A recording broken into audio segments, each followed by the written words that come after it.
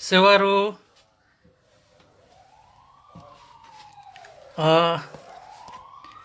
सर्वप्रथम त लिम्बुवान रिडर्स क्लबलाई यो पुस्तक परिचर्चा कार्यक्रममा सहभागी हुने मौका दिनुभएकोमा हृदयदेखि नै धेरै धेरै धन्यवाद दिन चाहन्छु। यो पुस्तक परिचर्चा कार्यक्रममा म पुस्तक नभएर डाक्टर मोना छेत्रीको PhD thesis Ethnic Politics in the Nepali Public Sphere, the 3 cases from the Eastern Himalaya माथि परिचर्चा गर्ने प्रयास गरिरहेको छु। यो उहाँको पिएचडी थेसिस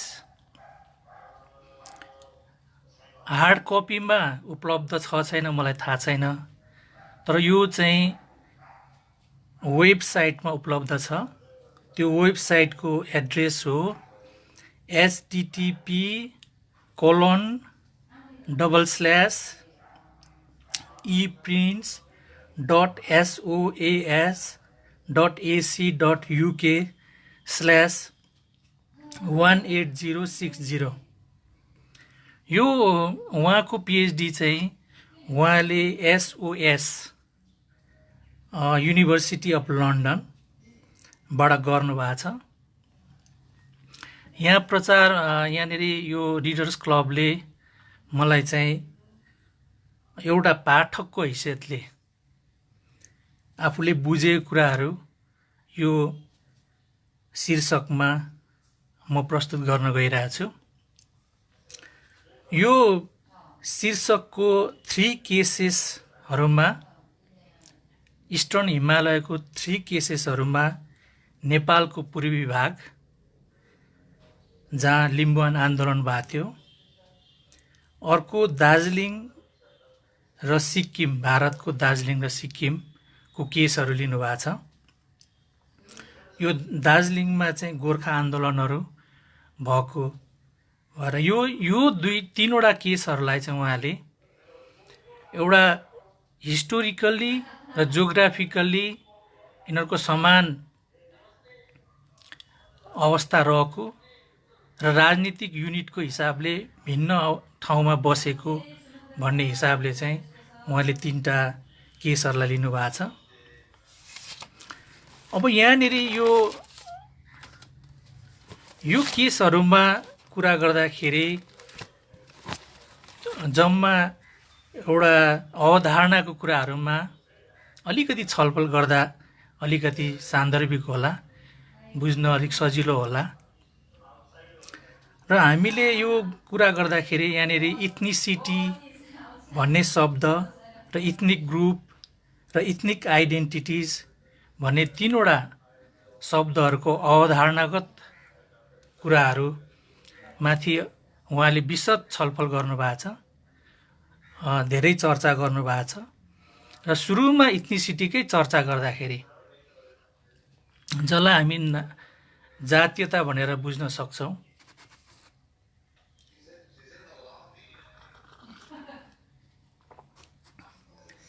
त्यो जातीयताको कुरा गर्दा चाहिँ उहाँले सुरुमै के भन्नुभएको छ भने यो अलिकति प्रष्टसँग बुझ्न अलिक गाह्रो विषय हो, यसको धेरै यसलाई परिभाषा गरेर बुझ्न पनि गाह्रो छ भन्ने कुरा गर्दै धेरै विद्वानहरूको भनाइहरू उहाँले राख्नु भएको छ।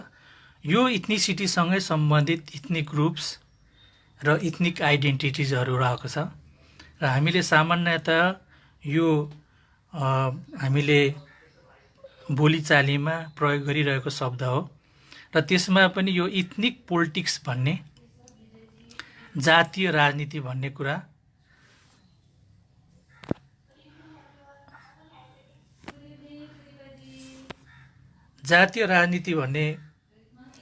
कुरा चाहिँ यो 3वटा यो इथनिसिटी इथनिक ग्रुप्सलाई नबुझिकन चाहिँ यसलाई बुझ्न गाह्रो हुन्छ भन्ने किसिमले कुरा गर्नुभएको छ।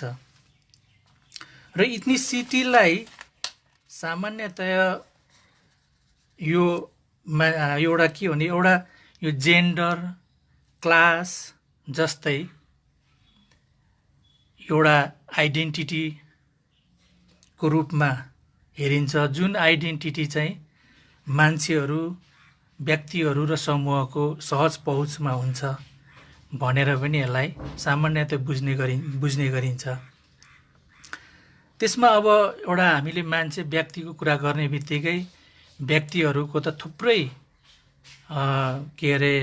पहिचानहरू हुनसक्छ, त्यो समूहहरूको पनि थुप्रै पहिचानहरू हुनसक्छ। तर त्यो पहिचान चाहिँ कसरी उसले चाहिँ अरू समुदायको अगाडि उसले अभिव्यक्त गर्छ, उसले चाहिँ त्यसलाई प्रस्तुत गर्छ भन्ने कुरा चाहिँ महत्त्वपूर्ण कुराको रूपमा चाहिँ आउन सक्छ। तर यसलाई उहाँले के भन्नुभयो भने यसरी कुरा गर्दाखेरि पनि यो कुरा बुझ्न गाह्रो हुने भएकोले गर्दाखेरि यसलाई चाहिँ अलिक फरक ढङ्गले यसको मान्छेहरूसँगको अन्तर्क्रिया गर्दाखेरि, एक आपसमा समूहहरूले अन्तर्क्रिया गर्दाखेरि त्यसको चाहिँ काम के हुन्छ त त्यो इथनिसिटीको भन्ने कुरालाई चाहिँ ध्यान दियो भने अलिकति बुझ्नु सजिलो हुन्छ कि भन्ने किसिमले कुरा राख्नु भएको छ। र यसलाई अझै उहाँले चाहिँ थ्योरिटिकल कुराहरू 3वटा थ्योरीहरूबाट हेर्ने कि त्यो 3वटा थ्योरीहरू चाहिँ फेरि किनभने 3वटा हामी अघि कुरा भयो 3वटा केसेसहरू छ। त्यो 3वटा केसेसहरू एउटा पूर्वी लिम्बुवान, पूर्वी क्षेत्र जहाँ लिम्बूहरूको इथनिक ग्रुप्सको कुराहरू गर्नुभएको छ, अर्को सिक्किम छ, अर्को दार्जिलिङ छ, दार्जिलिङमा जहाँ गोर्खा आइडेन्टिटीको उहाँले चर्चा गर्नुभएको छ थेसिसमा। यसलाई हेर्दा चाहिँ उहाँले यसको एक्सनहरू के हुन्छ त, यसको कलेक्टिभ एक्सनमा जानलाई चाहिँ यसले पोलिटिकल एक्सन, कलेक्टिभ एक्सनमा लानलाई कस्तो भूमिका चाहिँ त्यो जातीयताले, त्यो इथनिसिटीले चाहिँ त्यसलाई आधार दिन्छ भन्ने कुरा हेर्नुपर्छ भन्ने कुरा गर्दा चाहिँ उहाँले 3वटा एउटा थ्योरिटिकल पर्सपेक्टिभ भनेर 3वटा दृष्टिकोणहरूले हेर्ने कि भनेर उहाँले कुरा गर्नुभएको छ। एउटा चाहिँ प्रिमोर्डियल एप्रोच भनेर राख्नु भएको छ, अर्को चाहिँ एउटा सोसियल कन्स्ट्रक्टिभिजम भनेर राख्नु भएको छ, एउटा अर्को चाहिँ अहिले हालसालै अलिकति बढी चर्चा उहाँले भनेअनुसार बढी आएको भर्खरै इन्ट्रोड्युस भएको चाहिँ एउटा इन्स्ट्रुमेन्टलिस्ट भन्ने त्यो एप्रोचबाट हेर्ने कि भनेर यो 3वटा कुरालाई उहाँले एक ठाउँमा राखेर उहाँले एउटा यो प्रिमोर्डियलिस्टको जुन एउटा जन्मजात गुणहरूलाई चाहिँ प्राथमिकता दिन्छ, त्यसले त्यो भाषा, धर्म, जाति जन्मेपछि म त्यो समूहमा सिधै संलग्न हुन सक्छु भन्ने पक्ष एउटा। अर्को चाहिँ इन्स्ट्रुमेन्टलिस्टहरूको चाहिँ अलिकति यो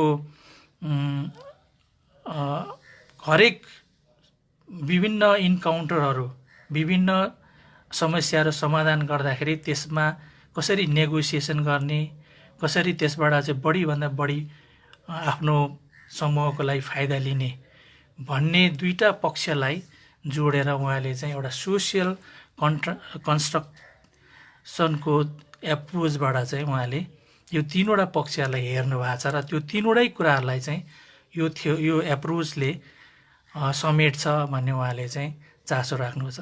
त्यसले गर्दा एउटा कुरा त्यहाँनिर त्यो चर्चा गर्दाखेरि एउटा गजब कुरा के चाहिँ लाग्यो भने यो इथनिसिटी भन्ने कुरामा चाहिँ जब एक्सनको कुरा आउँछ, त्यो एक्सन चाहिँ एउटा यसरी शक्ति सञ्चय हुनु पर्यो। त्यो शक्ति सञ्चय चाहिँ पोलिटिकल एउटा रिसोर्सेसको रूपमा, पोलिटिकल स्रोतको रूपमा चाहिँ त्यो इथनिसिटीमा निहित हुनु पर्यो भन्ने कुराहरू चाहिँ उहाँले चर्चा गर्नुभएको छ। त्यसले गर्दा भोलि यो अब त्यो इथनिसिटीको त्यो जुन पोलिटिकल त्यो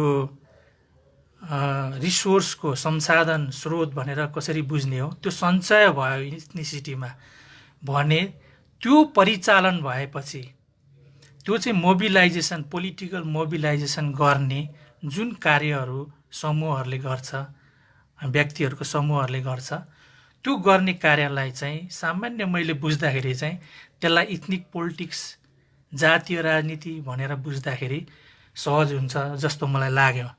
यो मेरो बुझाइ। यो धेरै लामो उहाँले चर्चा गर्नुभएको छ, थ्योरिटिकल कुराहरू, यसको कसरी यसले काम गर्छ भन्ने कुराहरू। तर मैले सामान्य बुझ्दाखेरि यो कुरा इथनिसिटीको जुन एउटा राजनीतिक स्रोत संसाधन त्यो निहित हुन्छ त्यो इथनिसिटीमा, त्यो इथनिसिटीलाई मोबिलाइज गर्ने कामलाई चाहिँ हामीले इथनिक पोलिटिक्स भनेर बुझ्न सक्छौँ। र इथनिक पोलिटिक्सले गर्ने कुराहरू त अब हामी धेरैले अब थाहा पाएकै कुराहरू हो। त्यसले कसरी इथनिक पोलिटिक्सले अब इथनिक पोलिटिक्स अब एउटा गजब यहाँ कुरा के आउँछ भने यो यसरी बन्दाखेरि चाहिँ कति चाहिँ यो इथनिक यो आइडेन्टिटी बन्ने क्रम बन्दाखेरि चाहिँ कृत्रिम जस्तो पनि देखिन सक्छ।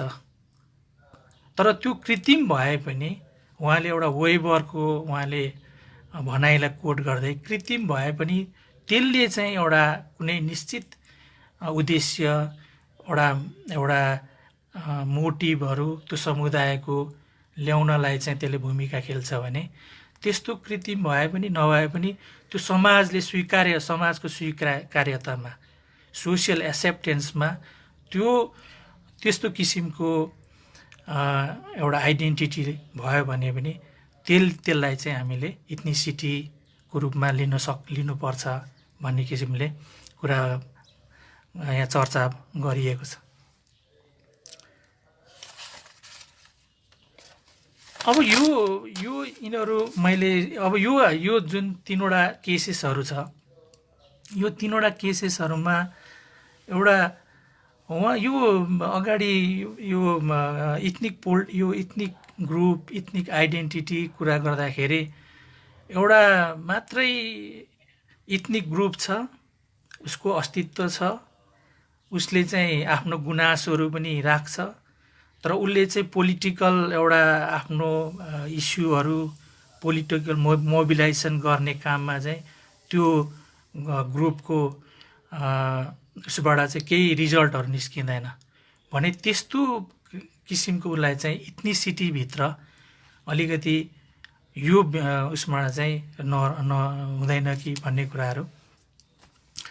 त्यसले गर्दा इथनिसिटीमा चाहिँ इफेक्टिभ नेगोसिएसनको कुराहरू स्टेटसँग पोलिटिकल अब यो यसरी बन्ने जुन एउटा आइडेन्टिटी बन्ने कुराहरू चाहिँ एउटा आधारहरू चाहिँ तयार हुनु पर्यो त्यहाँनिर। त्यो आधारहरू तयार नभइकन हावामा चाहिँ इथनिसिटी यो आइडेन्टिटी बन्दैन।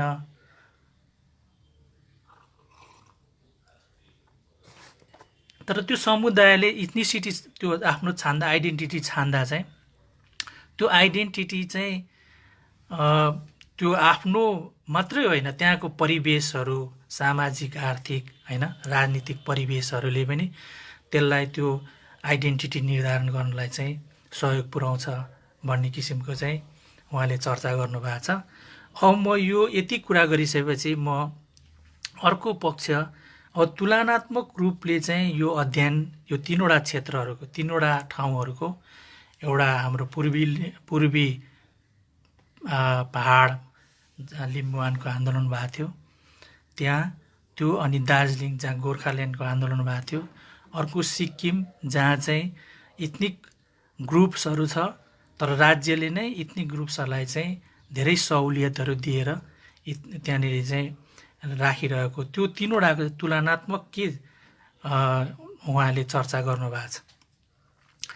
अनि त्यो कुरा गर्दाखेरि चाहिँ म अलिकति अगाडि चाहिँ यो हाम्रो यो अहिले यहाँ शीर्षकमै तपाईँहरूले देख्नु भएको छ नेपाली भन्ने शब्द तीनवटा सिक्किम दार्जिलिङ र नेपालकै केसलाई तीनवटालाई नेपाली भनेर एउटा शब्द प्रयोग गर्नुभएको छ, एउटा टर्म प्रयोग गर्नुभएको छ। त्यो टर्म चाहिँ मेरो विचारमा उहाँको पछाडि टेक्स्ट पढ्दा चाहिँ उहाँले त्यो टर्म मेटा आइडेन्टिटी भनेर इथनो लिङ्ग्विस्टिक ग्रुप हो यो भन्ने हिसाबले प्रयोग गर्नुभएको छ। र त्यो इथनो लिङ्ग्विस्टिकको सार्वजनिक वृत्त अब यो उल्था कतिको सही छ त्यो वृत्तमा चाहिँ यो तीनवटा यो नेपाली त्यो मेटा आइडेन्टिटीको कुरा गर्दाखेरि सुरुमा अब त्यही मेटा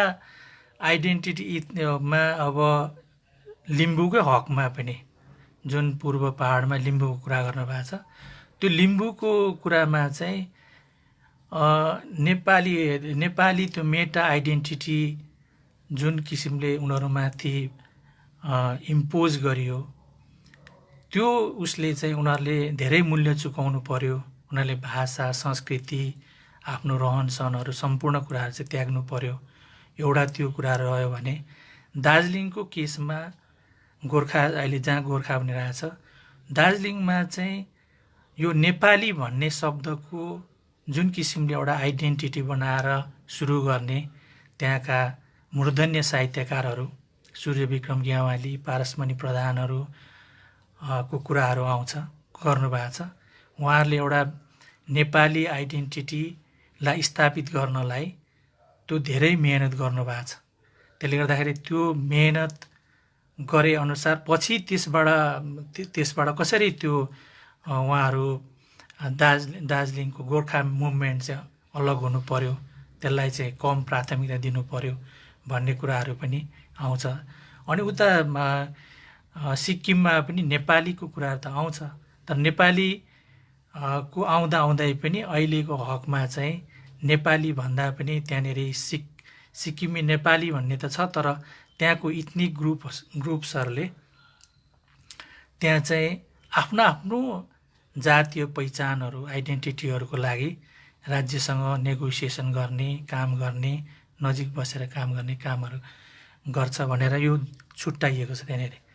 अब रोचक पक्ष चाहिँ अब यहाँ धेरै डिटेल कुराहरू मा एउटा रोचक पक्ष चाहिँ के छ भने यो गोर्खा भन्ने आइडेन्टिटीको बारेमा चाहिँ नेपाली आइडेन्टिटीबाट गोर्खामा कसरी सिफ्ट भयो भन्ने कुराहरू चाहिँ एकदम रोचक कुराहरू छ। अब अहिले त्यहाँनिर मैले हेर्दै जाँदाखेरि त्यहाँनिर एउटा टाइम लाइनकै हिसाबले उहाँले चर्चा गर्नुभएको छ। आफ्नो ब्याकग्राउन्ड यो केस स्टडीको ब्याकग्राउन्ड इन्फर्मेसन भन्ने शीर्षकमा उहाँले एउटा क्रोनोलोजिकल अर्डरमा नै हैन क्रोनोलोजिकल अर्डरमा उहाँले दार्जिलिङ कसरी त्यहाँनिर बसोबास सुरु भयो हैन त्यो दार्जिलिङमा त्यहाँ के थियो अनि दार्जिलिङलाई पहिला सुरुमा 1907 सन् 1907 मा नै हिल्स ग्रुप समथिङ त्यहाँको यसो बुद्धिजीवी पढे लेखेकाहरूले दार्जिलिङलाई चाहिँ एउटा अटोनोमस रिजनहरू चाहिँ रूपमा हामीलाई प्रशासनिक एउटा स्वायत्तता दिनु पर्यो भनेर त्यहाँदेखि नै अभियानहरू चलाएको। पछि गएर नेपाली कुराहरू गर्यो र सन् 1980 को दशकमा आइपुगेपछि ती नेपाली भन्ने जुन कुराले उनीहरूको एउटा आइडेन्टिटी क्राइसिस, उनीहरूको भारतीय नागरिक हुँदाहुँदै पनि नेपाली भन्दाखेरि भारतमै पनि असुरक्षित हुने भएकोले गर्दाखेरि उहाँहरूले अर्को एउटा आइडेन्टिटी खोज्ने क्रममा एउटा गोर्खा आइडेन्टिटी चाहिँ त्यहाँनिर कोइन भयो भन्नु पर्यो। त्यो स्थापित पनि भयो, त्यो ठुल्ठुलो आन्दोलन भयो। त्यो आन्दोलनले गोर्खाल्यान्ड सुभाष घिसिङको नेतृत्वमा भएकोले एउटा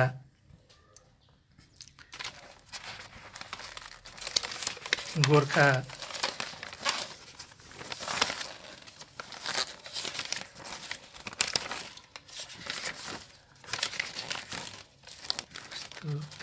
गोर्खा हिल परिषदहरू जस्तो स्थापना गर्नु पनि सफल भयो। तर एउटा त्यहाँ रोचक पक्ष के कुरा उल्लेख गर्नुभएको छ भने त्यसरी त्यो गोर्खा पर्वतीय परिषद यो उत्तर पूर्वी क्षेत्रमा एक किसिमले त्यो स्थापना भइसकेपछि त्यो सुभाष घिसिङ चाहिँ असफल भएको कुरा, त्यसले चाहिँ अधिकारहरू राम्ररी प्राप्त गर्न नसकेको कुराहरू गरेर त्यो एउटा असफलताको उसमा पुगेपछि फेरि अर्को आन्दोलनहरू, त्यो आन्दोलनको हुँदाखेरि चाहिँ हाम्रो डाक्टर मोना छेत्री चाहिँ आफ्नो रिसर्चको काममा त्यतातिर उहाँ संलग्न हुनुभएको कुराहरू उल्लेख गर्नुभएको छ।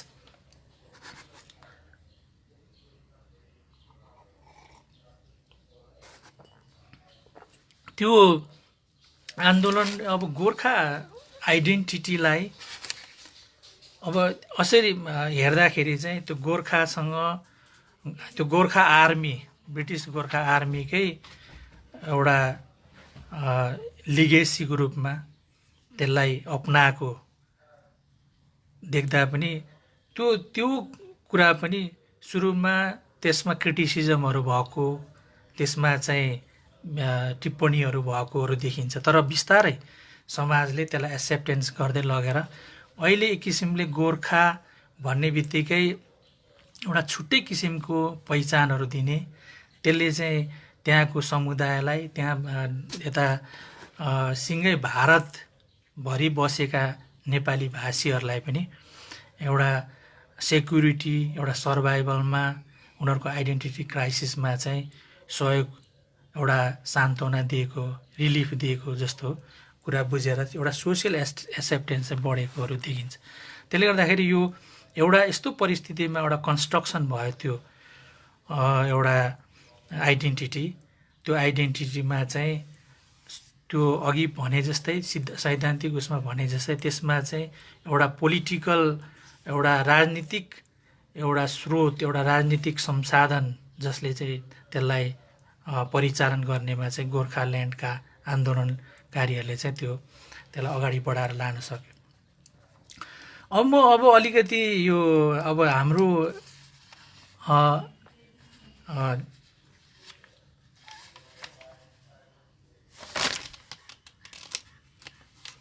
लिम्बुवानको, अब लिम्बूहरूको बारेमा कुरा गर्दाखेरि चाहिँ अब पूर्व नेपालमा लिम्बुवानको आन्दोलन हुँदाखेरि पनि त्यो बेलामा यो रिसर्च गर्दाखेरि चाहिँ मोना छेत्रीको उहाँको फिल्ड वर्कको ठाउँहरूमा चाहिँ इलाम र पाँचथरहरू देखिन्छ र इलाम र पाँचथरमा उहाँले 4 महिना जस्तो बसेर उहाँले आफ्नो इन्फर्मेसनहरू कलेक्सन गर्नुभएको र कतिपय त्यतिखेर भएको आन्दोलनहरूमा प्रत्यक्ष सहभागी भएर एउटा पार्टिसिपेन्ट्स अब्जर्भेसनको भूमिका पनि मैले निर्वाह गरेका थिएँ भन्नुभएको छ। र एउटा यतिखेर यो कुरा गर्दाखेरि चाहिँ उहाँले बारम्बार यहाँनिर एकदम स्ट्रेस दिएर भन्नुभएको कुरा चाहिँ के हो भने, म एउटा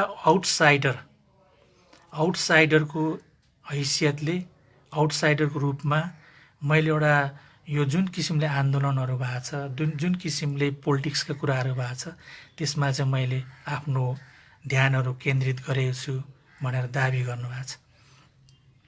र त्यो क्रममा उहाँले यो विभिन्न आन्दोलनहरूमा आन्दोलनकर्मीहरूसँग भाग लिने, उहाँहरूसँग यो विषयमा छलफल गर्ने कुराहरू गर्नुभएको छ। र नेपालको त्यो हाम्रो लिम्बुवान आन्दोलनको कुरा गर्दाखेरि त्यतिखेर किराँत याक्थुम चुम्लुङले गरेको गतिविधिहरूलाई उहाँले एकदम महत्त्वका साथ त्यहाँ उल्लेख गर्नुभएको छ। र यो त्यहाँनिर मैले अहिले बुझ्दा चाहिँ उहाँले किन त्यति महत्त्व दिएर कुरा गर्नुभएको छ भन्ने लाग्यो भने, त्यो सांस्कृतिक, त्यो सामाजिक कार्यहरू छ, भाषा संस्कृतिको कुराहरू छ, र्याली गर्ने कुराहरू छ, च्याब्रुङको कुराहरू छ, ती सामाजिक सांस्कृतिक कार्यक्रमहरूले त्यो जुन एउटा इथनिसिटीको लागि एउटा राजनीतिक ऊर्जा, राजनीतिक एउटा त्यहाँनिर सञ्चय हुने काममा एउटा महत्त्वपूर्ण भूमिका खेलेको छ।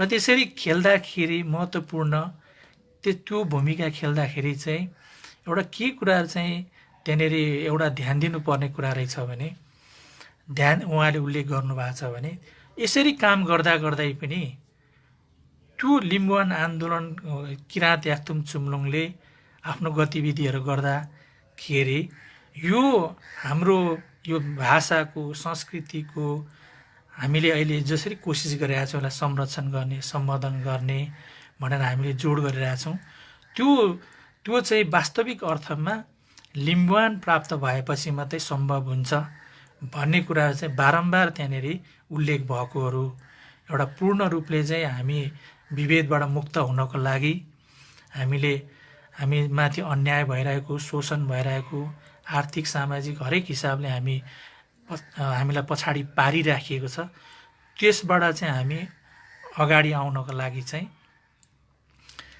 लिम्बुवान हुनुपर्छ भन्ने कुराहरू उल्लेख भएको र त्यसमा अर्को काम पनि त्यो उहाँले उल्लेख गर्नुभएकोमा के देखिन्छ भने यो सामाजिक हाम्रो लिम्बुवानको आन्दोलनको बारेमा गोष्ठीहरू गर्ने, छलफलहरू गर्ने कामले पनि महत्त्वपूर्ण भूमिका खेलेको छ। तर चुम्लुङको काममा चुम्लुङ चाहिँ अब आफै राजनीतिक पार्टीहरू हैन, राजनीतिमा उसले चुनावमा इलेक्सनमा भाग लिनु नपाउने भएको कारणले गर्दाखेरि र भाग लिनु पनि उसको विभिन्न आफ्नै आन्तरिक कुराहरूले गर्दाखेरि त्यो विभिन्न भूमिका निर्वाह गर्ने मान्छेहरू त्यहाँ त्यो सङ्गठनमा सङ्गठित भएको कारणले गर्दाखेरि त्यो र एउटा अर्को चाहिँ तत्कालीन त्यतिखेरको मेजर पोलिटिकल पार्टीहरूले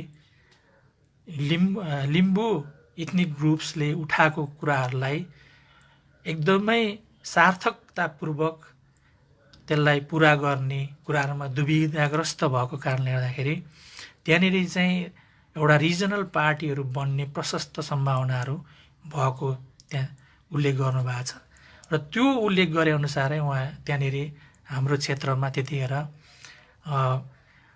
लिम्बुवान आन्दोलनलाई राजनीतिक हिसाबले एउटा इथनिक पोलिटिक्सको हिसाबले अगाडि बढाउनलाई त्यहाँनिर लिम्बुवान राज्य परिषद, सङ्घीय लोकतान्त्रिक राष्ट्रिय मञ्चहरू जस्तो गठन भएर त्यसले एउटा ठुलो एउटा आन्दोलन र चुनावमै भाग लिँदाखेरि पनि दुईवटा सिटहरू मा जित्न चाहिँ सफल भएको कुराहरू उल्लेख भएको छ। अब यो हिसाबले हेर्दाखेरि त्यतिखेर हाम्रो एउटा उहाँले चर्चा गरेकोमा चाहिँ एउटा इनेबलिङ स्ट्रक्चर भनेर उहाँले चर्चा गर्नुभएको छ। त्यो इनेबलिङ स्ट्रक्चरमा कुरा गर्दाखेरि त्यतिखेरको एउटा त्यो हाम्रो इथनिक आइडेन्टिटीलाई सहयोग पुर्याउने त्यस्तो बाहिर वातावरणहरू, एक्सटर्नल फ्याक्टरहरू चाहिँ के थियो त भन्ने कुरा गर्दाखेरि यो माओवादी आन्दोलनको कुराहरू, माओवादीले त्यो सङ्घात्मक कुराभित्र विभिन्न जातिहरूको एउटा सङ्घ राज्य हुन्छ भन्ने, प्रदेशहरू हुन्छ भन्ने कुराहरू सुरुमा उठाएको कुराहरूले गर्दाखेरि र त्यो कुरा अर्को चाहिँ एउटा यो आइएलओको कुराहरू, युएनले पनि आदिवासीको अधिकारको कुराहरू त्यतिखेर जारी गरेको हाम्रो युएन ट्रिपले त्यो कुराहरूले गर्दा चाहिँ लिम्बू इथनिक पोलिटिक्स गर्नेहरूले चाहिँ आफ्नो पोजिसनलाई अझै क्लियर गरेर अझै त्यसलाई आफ्नो अलिकति परिष्कृत गरेर समुदायमा राख्नलाई चाहिँ उनीहरूलाई सहयोग पुगेको थियो भन्ने कुराहरू पनि गरेको छ। र एउटा यो कुरा गर्दै जाँदाखेरि चाहिँ अघि एक्सटर्नल फ्याक्टरको कुराहरू पनि आयो। अब जस्तै यो राज्यको यो जुन विभेदहरूको इन्स्टिट्युसनलाइज हुने कुराहरू, जस्तै इनइक्वालिटी चाहिँ संस्थागत भएको कुराहरू, अनि यो एउटा त्यो कुरा जस्तै विभेदहरू संविधान त नै त्यसरी विभेदपूर्ण भएको कारणले गर्दाखेरि इथनिक पोलिटिक्स गर्नेहरूले त्यो कुरालाई देखाएर पनि आफ्नो शक्तिहरू बढी बनाउन सक्ने कुराहरू चाहिँ उहाँले उल्लेख गर्नुभएको छ। यो अनि यहाँनिर एउटा उहाँले यो इथनिक पोलिटिक्सको कुराहरूमा चाहिँ अब अहिले आएर तुलनात्मक रूपले हेर्दाखेरि अब हाम्रो नेपालमा पनि केही यो पोजिटिभ डिस्क्रिमिनेसनको कुराहरू, त्यसको आरक्षणका कुराहरू, अब क्याटेगोराइज गर्ने त्यो बढीभन्दा बढी चाहिँ यो सिक्किममा चाहिँ त्यो देखिन्छ। सिक्किममा यो ओबिसी, एमबिसी भन्ने कुराहरू बनेका कुराहरू, ट्राइबल स्टाटसका कुराहरू।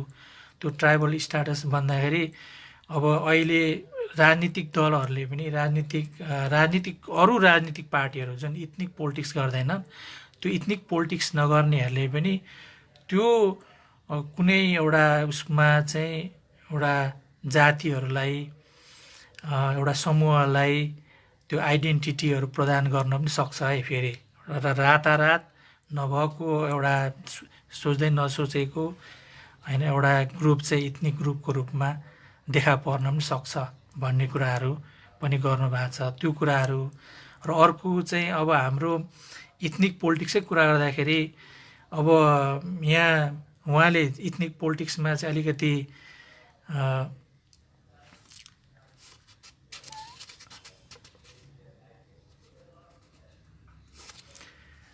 र अनि यो अब इथनिक पोलिटिक्स मा अघि पनि मैले भने अब हाम्रोमा इथनिक पोलिटिक्सको कुरा गर्दाखेरि चाहिँ हामीले अहिले जे जस्तो एउटा सिम्बोल बनाएर लाएर हिँड्यो अथवा आफ्नो एउटा सांस्कृतिक स्वतन्त्रतामाथि गर्व गर्यो र त्यो गर्वले उसलाई चाहिँ उत्साहित गर्यो र एउटा गीत गायो, लिम्बू भनेर उसले चाहिँ आफ्नो विभिन्न ठाउँमा आफ्नो प्रस्तुतिहरू गर्यो भने त्यो एक अर्को हिसाबले त्यो एउटा राजनीतिक एउटा क्यापिटलको रूपमा त्यो सोसियल क्यापिटल चाहिँ एउटा राजनीतिक क्यापिटल हुनलाको लागि चाहिँ एउटा आधारभूत एउटा वातावरण चाहिँ बनाउन सक्छ, त्यसले आधार दिन सक्छ। र त्यस्तो कुराहरूलाई पनि महत्त्वका साथ हामीले चाहिँ हेर्नु पर्यो। एकैचोटि पोलिटिक्स मात्रै इथनिक पोलिटिक्स भनेर चुनावको कुराहरू ठुल्ठुलो आन्दोलनको कुराहरूलाई मात्रै यो इथनिक पोलिटिक्सभित्र उहाँले समेट्नु भएको छैन। इथनिक पोलिटिक्सभित्र चाहिँ यो इथनिक ग्रुप्सहरूले जाति एसोसिएसनहरूले इथनिक एसोसिएसन भन्ने शब्द प्रयोग गर्नुभएको छ। यो किराँत याक्तुङ चुम्लुङ जस्तो त्यस्तो संस्थाहरूले गरेको गतिविधिहरू जति छ त्यस्तोहरू सबैले चाहिँ त्यो राजनीतिक एउटा शक्ति सञ्चयको भूमिका खेल्ने जस्तो गतिविधिहरू जे जति छ त्यसलाई हामीले सकारात्मक रूपले लिनुपर्छ। त्यति मात्रै होइन, त्यो इथनिक ग्रुप्सहरूले गरेको हरेक ज्ञापन पत्र दिने, सानसानो धर्ना दिने कार्यक्रमहरू समेत पनि इथनिक पोलिटिक्सभित्र पर्छ। यो विशेष गरेर सिक्किमतिर चाहिँ इथनिक पोलिटिक्स अलिकति डोर्मेन्ट, अलिक रिलेटिभली हेर्दाखेरि डोर्मेन्ट अलिकति सुसुप्त अवस्थामा जस्तो देखिन्छ। तर त्यहाँ चाहिँ के कुरालाई उहाँले बढी जोड दिनुभएको छ, त्यहाँको स्टेटसँग चाहिँ त्यहाँको इथनिक ग्रुप्सहरूको एकदमै नजिकको सम्बन्ध, सौहार्दपूर्ण सम्बन्ध, सानसानो कुराहरू ज्ञापन पत्रको भरमा, त्यहाँनिर सानो चिठीको भरमा पनि त्यहाँनिर निर्णय हुने भएकोले गर्दाखेरि त्यो महत्त्वपूर्ण कुराहरू हुन्छ भन्ने कुराहरू त्यसले पनि त्यो गतिविधि गरिरहेछ भन्ने कुराहरू गरिरहेछ। र एउटा रोचक कुरा चाहिँ के छ भने भण्डारीको अघि पनि मैले भने यो अगाडि भण्डारी पछाडि चामलिङ मुख्यमन्त्री हुने क्रममा त्यतिखेरको एउटा केस चाहिँ त्यहाँनिर उल्लेख गर्नुभएको छ। त्यतिखेरको यो इन्डियामा 1991मा चाहिँ ओबिसी भनेर अदर ब्याकवर्ड क्लास भनेर यो मण्डल आयोगको एउटा कमिसनले चाहिँ एउटा सिफारिस गरेको थियो। अदर ब्याकवर्ड क्लासेसहरूलाई चाहिँ एउटा सुविधाहरू दिनुपर्छ भन्ने किसिमले कुरा गरेको थियो। त्यो कुरा चाहिँ नरबहादुर भण्डारीले राम्ररी इम्प्लिमेन्ट गर्ने तदारुकता नदेखाउँदाखेरि नरबहादुर भण्डारीको त्यतिखेरको तत्कालीन मुख्यमन्त्रीले चुनावमा हार्नु पर्यो भन्ने कुराहरू चाहिँ कुरा गरेर, तर त्यो जितेपछि चाहिँ पवन चामलिङको राजनीतिको आधार नै त्यो इथनिक पोलिटिक्स थियो। तर सिधै इथनिक पोलिटिक्स नभए पनि इथनिक ग्रुपहरूको एउटा सकारात्मक एउटा एक्सेप्टेन्स सहयोगले गर्दाखेरि उहाँले जित्नु भएको थियो भन्ने कुराहरू उल्लेख गर्नुभएको छ। र त्यो कारणले गर्दाखेरि पनि उहाँले यो रिसर्च गर्दाखेरि त्यतिखेर उहाँको त्यो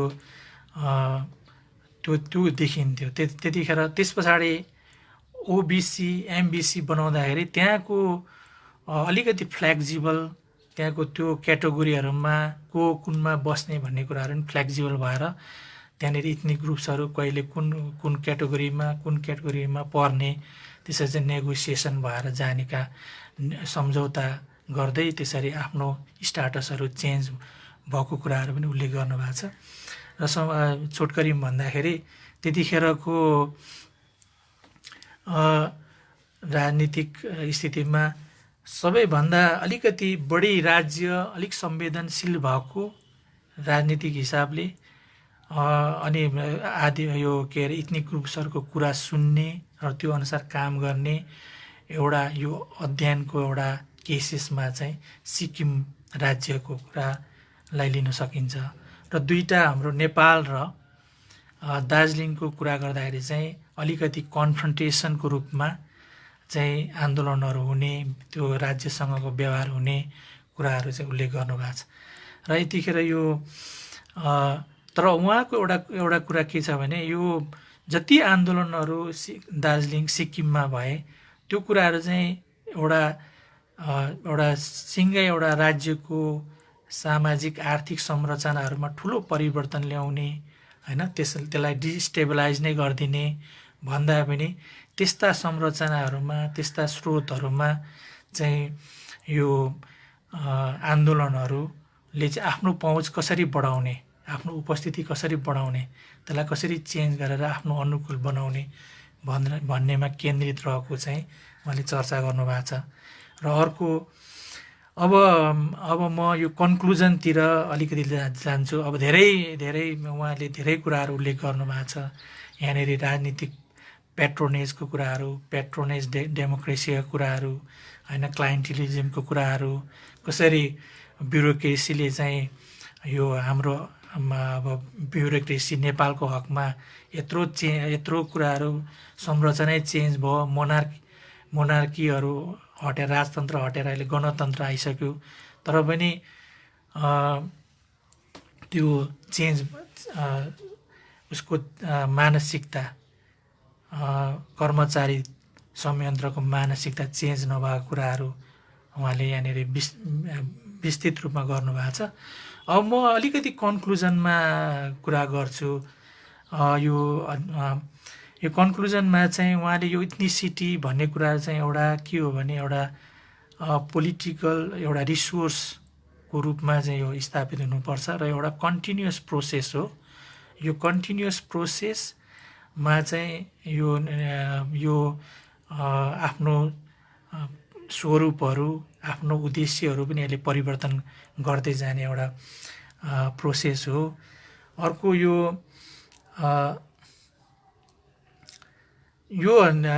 आदिवासी हाम्रो यो इथनिक ग्रुप्सहरूले, इथनिक पोलिटिक्स गर्नेहरूले त यो इथनिक आइडेन्टिटीलाई आफ्नो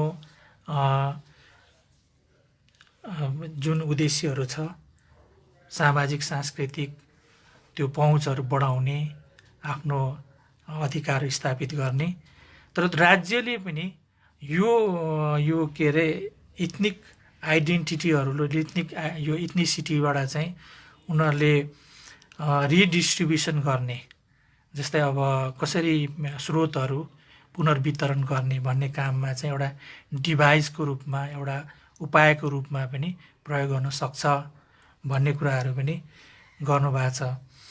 र एउटा महत्त्वपूर्ण कुराहरू यो कुराहरू चाहिँ हाम्रो के अरे अब अलिकति जो इथनिक पोलिटिक्सलाई नकारात्मक रूपले मात्रै हेर्ने हाम्रो एउटा कोनोटेसन छ, एउटा बानी छ, त्यसमा उहाँले एउटा पोजिटिभ कुराहरू पनि के गर्नुभएको छ भन्दाखेरि त्यस्तो होइन है, यो इथनिक पोलिटिक्स छैन भने त यो इथनिक ग्रुप्सहरूको गुनासोहरू सुन्ने, राज्यको ठाउँमा पुर्याउने एउटा संयन्त्र नै हुँदैन।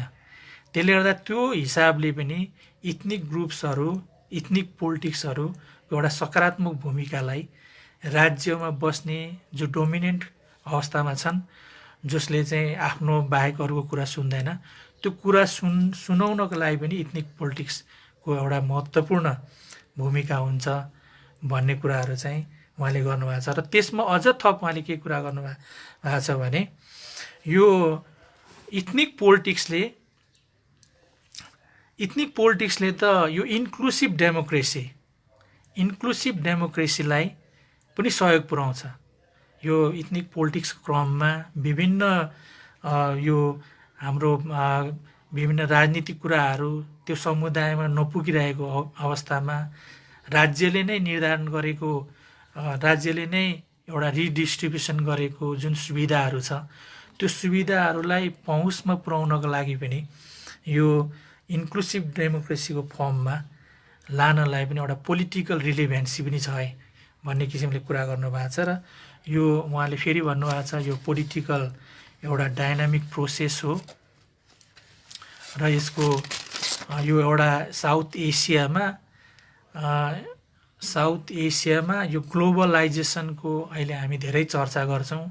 ग्लोबलाइजेसनले हामीलाई धेरै नै हाम्रो मन मस्तिष्कलाई प्रभाव पारेको छ।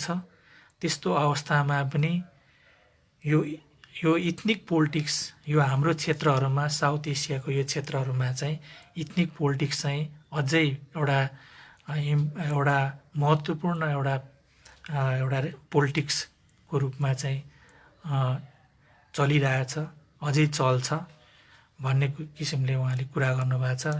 र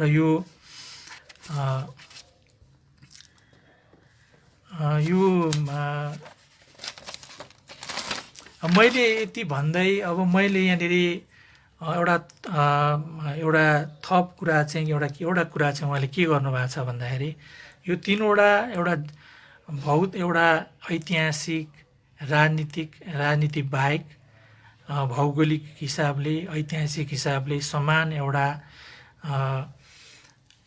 समानता भएको यो तीनवटा क्षेत्रहरू मा एउटा महत्त्वपूर्ण कुराहरू मैले यहाँ गरेको छुइनँ। त्यो भनेको चाहिँ एउटा यो बोर्डर ल्यान्ड, यो 10 गजाको एउटा एक किसिमको मानसिकता हुन्छ भन्ने एउटा थ्योरी रहेछ, एउटा स्टडी, एउटा डिसिप्लिन रहेछ। त्यो डिसिप्लिनको हिसाबले मैले यो अध्ययनहरू चाहिँ मैले त्यो गरेको छैन र यो एउटा फ्युचर उसमा यो अध्ययनको एउटा महत्त्वपूर्ण विषयहरू हुनसक्छ भन्ने किसिमले पनि चर्चा गर्नुभएको छ यहाँनिर। र यति भन्दै म अब यो मैले सरसर्ती एउटा मैले पढ्दाखेरि बुझेका कुराहरू, यहाँ धेरै कुराहरू अब सामाजिक सांस्कृतिकहरू सिक्किममा कसरी राईहरूले आफ्नो गीतहरू, के अरे नाचहरू, फिल्महरू अनि नाट्य कुराहरू कसरी अगाडि बढिरहेछ भन्ने कुराहरू, स्कुलहरू पाठ्यक्रमहरू कसरी बढिरहेछ, अब नेपालमा पनि त्यो कसरी भइरहेछ भन्ने कुराहरू विस्तृत रूपमा उहाँले कुराहरू गर्नुभएको छ। एउटा पढ्दाखेरि एउटा इन्ट्रेस्टिङ पनि हुन्छ भन्ने मलाई लागेको छ। र उहाँले यहाँनिर एउटा कन्क्लुजनमै उहाँले के कुरा गर्नुभएको छ भने मैले यो कुराहरू चाहिँ एउटा डकुमेन्टको लागि एउटा जस्ट अब त्यहाँको भएको गतिविधिहरू जुन किसिमले पोलिटिकल एक्टिभिटीहरू भइरहेको थियो, त्यो पोलिटिकल एक्टिभिटीहरूलाई मैले एक्नोलेज गर्नलाई मात्रै यो रिसर्च गरेको होइन, यसको चाहिँ एकदमै महत्त्व छ भन्ने मैले कन्फिडेन्ट लिएर मैले चाहिँ यो रिसर्च गरेको छु, मलाई त्यस्तो लागेको छ भन्ने समेत उहाँले कुरा गर्नुभएको छ। अब अन्तिममा म एउटा के कुरा गर्छु भने यो चाहिँ हाम्रो लिम्बुवान आन्दोलनसँगै सम्बन्धित कुराहरू अलिकति एउटा एक सेन्टेन्समा म राख्न चाहन्छु। अब यो हाम्रो लिम्बुवान आन्दोलन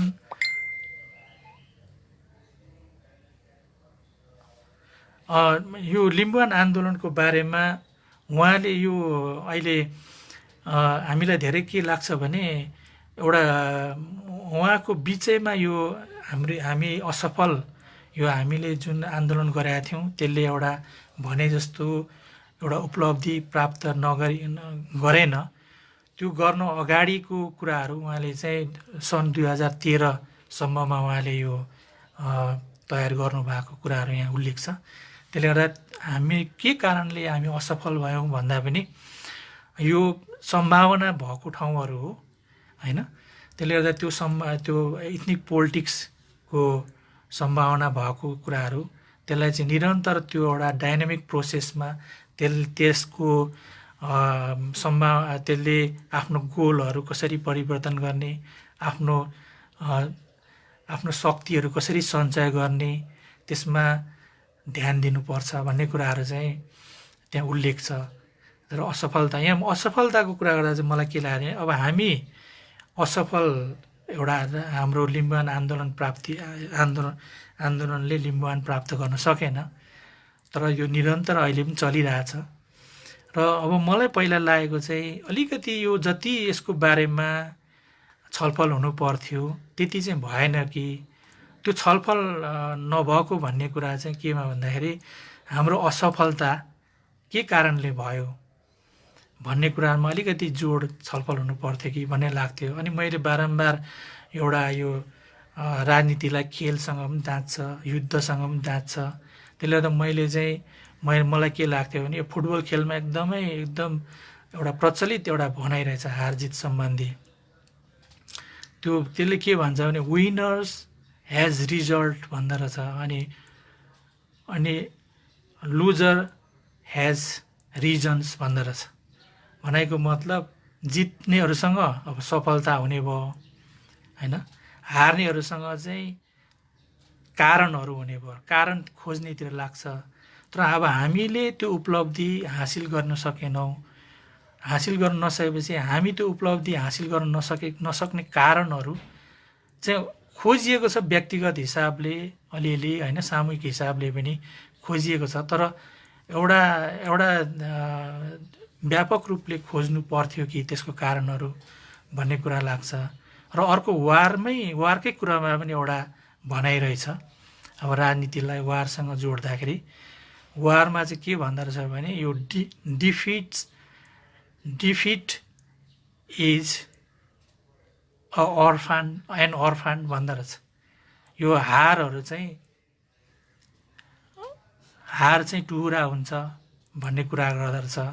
अब हामी यो दुईटा मानसिकतालाई ध्यान दिँदै हामीले यो लिम्बुवान राजनीति गर्नेहरूले त्यसको महत्त्वलाई, त्यसको प्राथमिकतालाई जोड दिनेहरूलाई यो कुराहरूलाई पनि ध्यान दिएर हामीले अलिक केही छलफल गर्ने हो कि यो हाम्रो साँच्चै नै हामी हारेर यो टुहुरै भएको हो त यो हाम्रो आन्दोलन भन्ने कुराहरू, ती कुराहरू राख्दै म अब यहाँनिर खासै क्वेसनहरू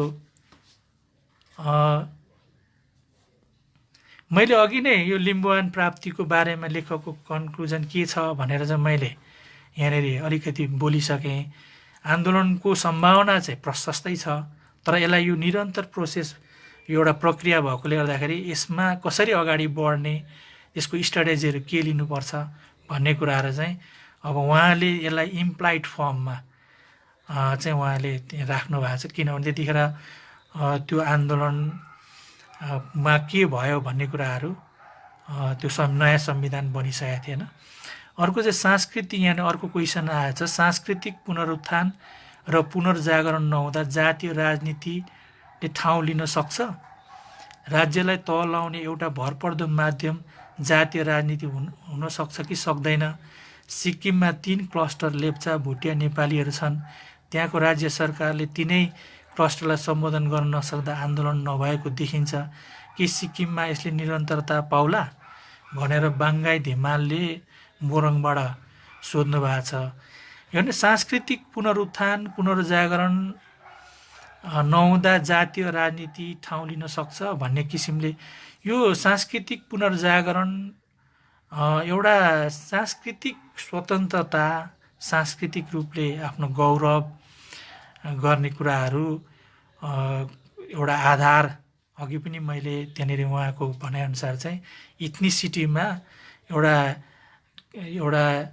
ethnicity as a political resource चाहिँ हुनुपर्छ त्यो सांस्कृतिक पुनरुत्थान भएर सम्पूर्ण कुराहरू एकदमै भने जस्तो भयो होइन। सबै त्यहाँनिर चाहिँ अब एकदम राम राज्य जस्तो भनेर एउटा वेलफेयर स्टेट सिक्किममा चाहिँ अहिले वेलफेयर स्टेटको कुराहरू पनि उहाँले गर्नुभएको छ।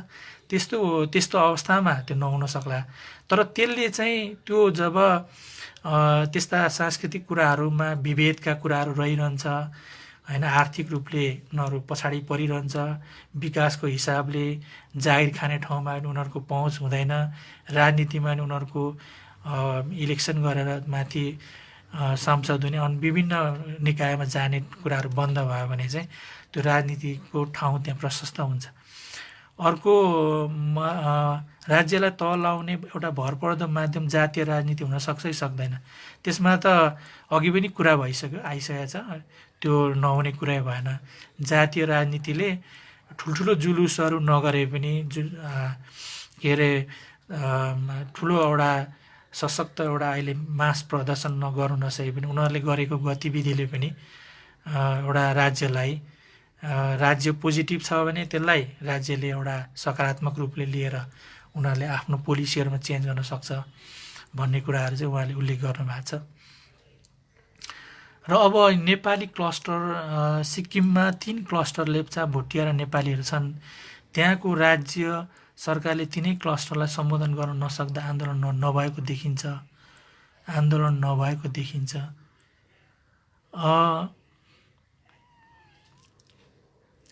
सिक्किम दार्जिलिङ सिक्किमको केसमा चाहिँ अघि पनि त्यहाँनिर कुरा भयो, यो अलिकति वेलफेयर स्टेट अनि उनीहरूको चाहिँ अलिकति नजिकको सम्बन्ध राजनीतिक शक्तिहरूसँग त्यहाँको स्टेटको पदाधिकारीहरू व्यक्तिहरूसँग चाहिँ नजिकको सम्बन्ध भएकोले गर्दाखेरि त्यहाँनिर सानसानो अब के अरे कुराहरूको लागि हाम्रो यहाँनिर हामीले सानो कुराको लागि आन्दोलन गर्नुपर्छ, त्यस्तो आन्दोलनहरू गरिराख्नुपर्ने स्थिति चाहिँ देखिँदैन। तर पनि अब त्यहाँ ठुलै कुराहरूमा फरक पर्यो भने त्यहाँनिर चाहिँ आन्दोलन हुने सक्ने सम्भावना चाहिँ देखिन्छ। त्यसले गर्दा अहिले त्यहाँको इथनिक ग्रुप्सहरूको इथनिक पोलिटिक्स चाहिँ अलिकति डोर्मेन्ट, अलिकति अरू यता हाम्रो जस्तो राज्यसँग अलिकति शत्रुतापूर्ण जस्तै देखिने एउटा राज्यले केही गर्दैन भनेर तिरस्कार गर्ने लेभलमै हामी पुगिरहेको स्थिति छ नेपालको हकमा। हामीले त अहिले राम्रो कुरा गऱ्यो भने नि सरकारले नराम्रो गर्नेहरू हाम्रो उसमा जताततै अब यो गणतन्त्रमा कम्तीमा पनि त्यस्तो हुँदैन भन्ने हाम्रो सोचाइ थियो। त्यो स्थितिमा पनि अहिले झन् बढी सरकार चाहिँ राज्य चाहिँ आदिवासी जनजातिहरूप्रति आक्रामक भएर आइरहेको छ, त्यो देखिन्छ। त्यसले गर्दाखेरि अब मेरो यहाँ क्वेसनहरू चाहिँ अब धेरै आएको छैन यहाँनिर। अब मैले चाहिँ लास्टमा म तपाईँहरूलाई के अनुरोध गर्छु भने यो मैले सरसर्ती मैले बुझेको कुराहरू राखेँ। मैले यो एक किसिमले यो यसरी प्रस्तुत गर्ने भन्ने चाहिँ जुन लिम्बुवान रिडर्स क्लबले एउटा यो पठन संस्कृतिलाई अगाडि बढाउनको लागि उहाँले अभियान चलाइराख्नु भएको छ। त्यो अभियानमा मेरो पनि एउटा ऐक्यबद्धता सहभागिता होस् भन्ने हिसाबले मात्रै मैले प्रस्तुत गरेँ हो। र यो तपाईँहरूले यसलाई मजाले पढ्नुभयो भने यहाँ धेरै कुराहरू तपाईँले यो पाउनुहुनेछ भन्ने कुराहरू म राख्दै अब यहाँ केही कुराहरू छ यहाँनिर केही टाइप गर्दै हुनुहुन्छ हाम्रो खगेन्द्रजीले।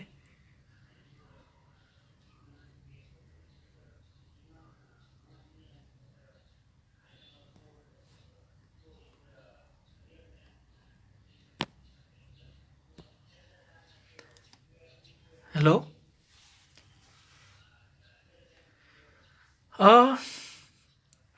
अब टाइम पनि अब सक्यो जस्तो छ। अब यो बारेमा तपाईँहरूले अलिकति हेर्नुहोस् र अब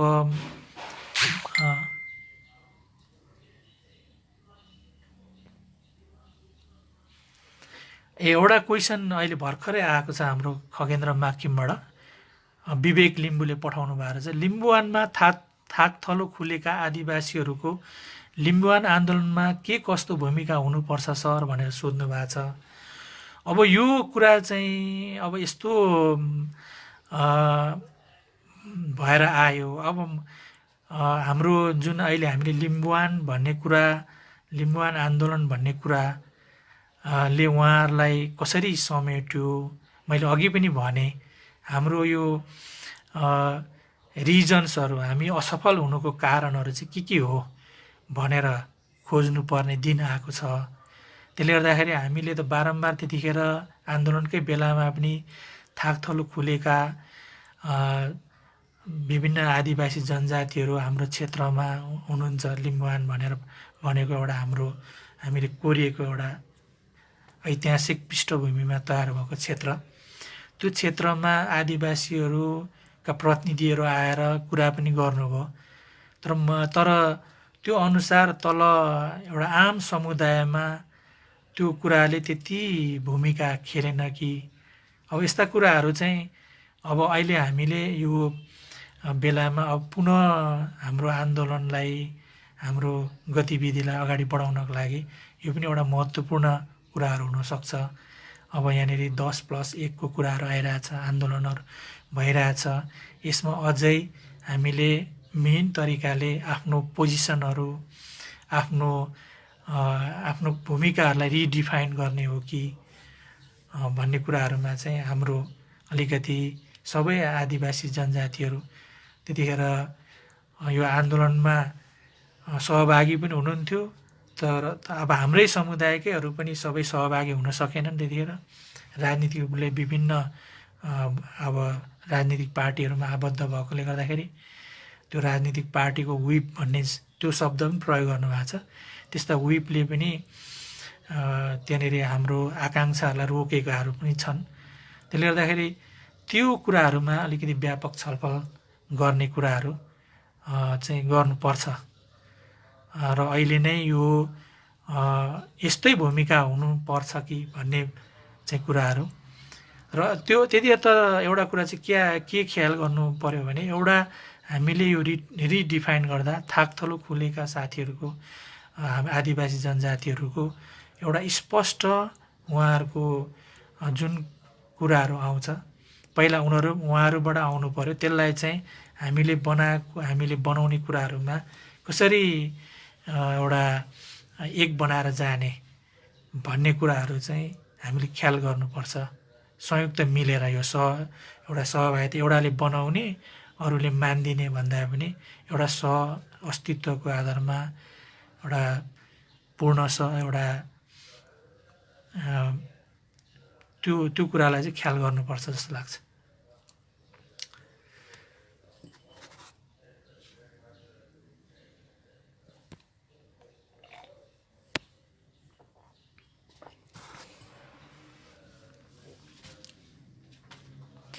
अरू केही अब धेरै साथीहरूले नेपालमा मधेसी पोलिटिक्सबारे केही भनिदिनुहुन्छ कि? दिप यो उहाँले एउटा क्वेसन चाहिँ राख्नुभएको रहेछ होइन। अब मैले यो मधेसी पोलिटिक्सको बारेमा त्यति मेरो गहन अब मैले त्यसरी नजिकबाट हेरेको छुइनँ यो, तर मैले सुनेको आधारमा मात्रै बोल्दाखेरि त्यो राम्रो नहोला। तर एउटा मधेसी भन्ने पनि एउटा आइडेन्टिटी बन्ने क्रममा एउटा कसरी बन्यो भन्ने कुरा पनि एउटा रोचक नै लाग्यो मलाई। मैले मेरै व्यक्तिगत अनुभवमा पनि पहिला मधेसी भन्ने कुराहरू